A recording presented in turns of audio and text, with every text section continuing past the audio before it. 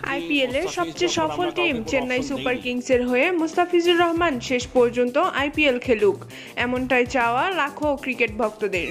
সেরাদের কাতার থেকে মুস্তাফিজুর রহমান ছিনিয়ে আনুক সর্বোচ্চ উইকেট শিকারী বোলার হিসেবে পার্পেল ক্যাপ, এটাই চাওয়া মুস্তাফিজ ভক্তদের।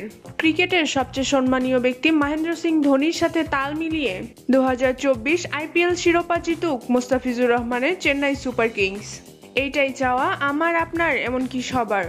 কিন্তু বিসিবির চালাকিতে যেটা এতদিন অসম্ভব বলে মনে হচ্ছিল, তবে এখন মনে হচ্ছে মুস্তাফিজুর রহমানকে নিয়ে তার ভক্ত সমর্থকদের জল্পনা কল্পনা সত্য হতে চলেছে। কেননা মুস্তাফিজুর রহমান চেন্নাই সুপার কিংসের হয়ে আবারও আইপিএল মাতাতে ভারত যাচ্ছেন।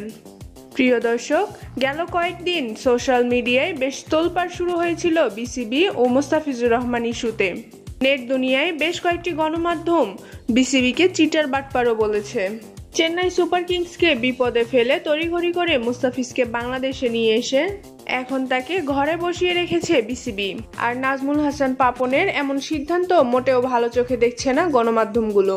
পাশাপাশি মুস্তাফিজের ভক্ত সমর্থকরা এই ব্যাপারটা নিয়ে বিসিবির ওপর কড়াভাবে খেপেছে। আর এতে করেই মুস্তাফিজকে আবারও আইপিএলে পাঠানোর সিদ্ধান্ত নিতে বাধ্য হয়েছে বিসিবি। ধারণা করা যাচ্ছে আগামী 12 মে আইপিএল এর পয়েন্ট টেবিলের শীর্ষে থাকা রাজস্থান রয়্যালসের বিপক্ষে মাঠে দেখা যাবে চেন্নাই সুপার কিংসের হয়ে মুস্তাফিজকে।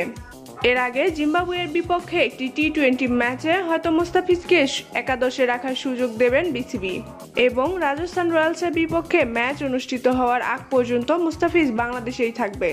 আর এটাই বেটার অপশন মনে করছে বিসিবি, কারণ সামনেই টি-20 বিশ্বকাপ। এমন সময় মুস্তাফিজকে জাতীয় দলের সাথে সময় কাটানো উচিত।